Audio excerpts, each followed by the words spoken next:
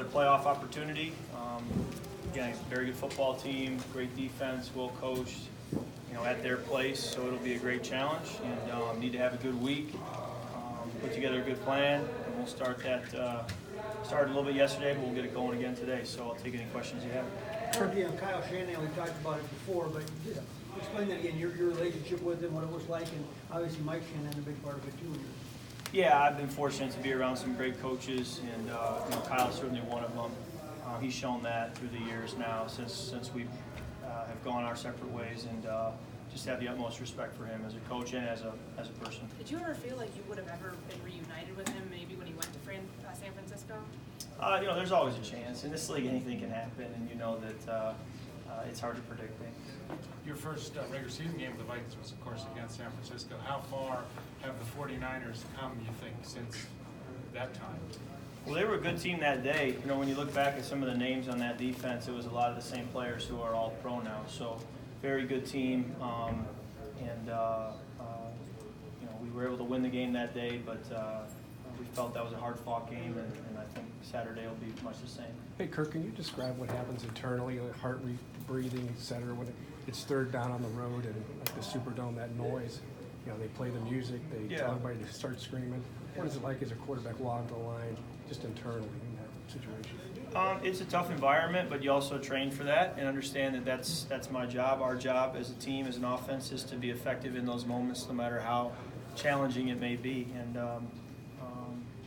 fortunately, we made enough plays to win the game. How do you train for that individually? Like, I know you guys would do the noise in practice, but individually, is there something to do to control your heart rate, your breathing, the stress of the situation? Yeah, there's a lot. I can go on and on, but year-round, I'm doing things to train. Starting with my sleep, my diet, my practice reps out here. Memorization of the plays all week to try to make the calling of the play and the execution of it as easy as possible. Neurofeedback. All kinds of stuff to try to be at your absolute best when your best is required. What's a neurofeedback? I can go on and on with training methods, but at the end of the day, it's just one of the many things I do to try to, be the best I can be. Kirk, do you see Dalvin's eyes light up when there's a fullback in the huddle? I don't see Dalvin's eyes light up when there's a fullback in the huddle. I don't know that I'm looking into his eyes, but I think what you're trying to say is he excited when a fullback's in the game? And I don't know. You'd have to ask him. I'm sure he's excited. Kirk, how do you feel about, Coach Zimmer said yesterday one reason you got the game ball was because there's been a lot of bad rhetoric about you, and also as a way to show, hey, you're our guy. How do you feel about Coach Zimmer coming out yesterday and saying that? Game balls can go to wherever they go to. I was just glad we won the game. What steps do you take? Emotional win, you got a short week, West Coast road game. What steps do you guys take to kind of try and avoid that emotional letdown? You get right back to work.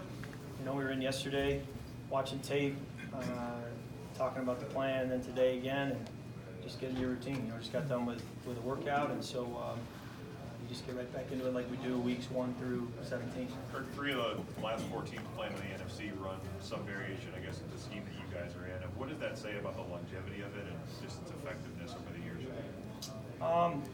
I don't know. I guess this year it certainly would point to some success, but year to year things can change. I think the key with even if you want to call it this specific system is it has evolved.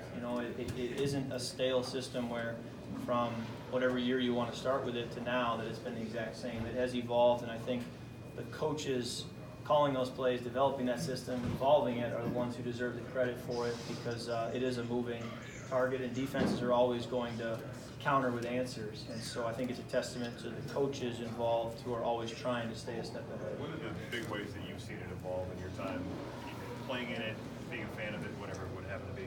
Yeah, I think it's just individual wrinkles to plays. Make something look like it did the week before or the year before, and then do something different. And that cat and mouse game with the defense will be going on as long as there's football. Kirk, Brian O'Neill was talking about how he had to handle some one-on-ones against Cameron Jordan late in that game. How much faith do you have that he's going to keep you upright as he kind of develops in this second year? A lot of confidence in Brian. Confidence in the entire offensive line. They've worked very hard and have done a great job all year. They're a great group. They work really well together as a unit. They're well coached, and they're a big reason why we're still playing football here in mid-January. Adam mentioned that after the game,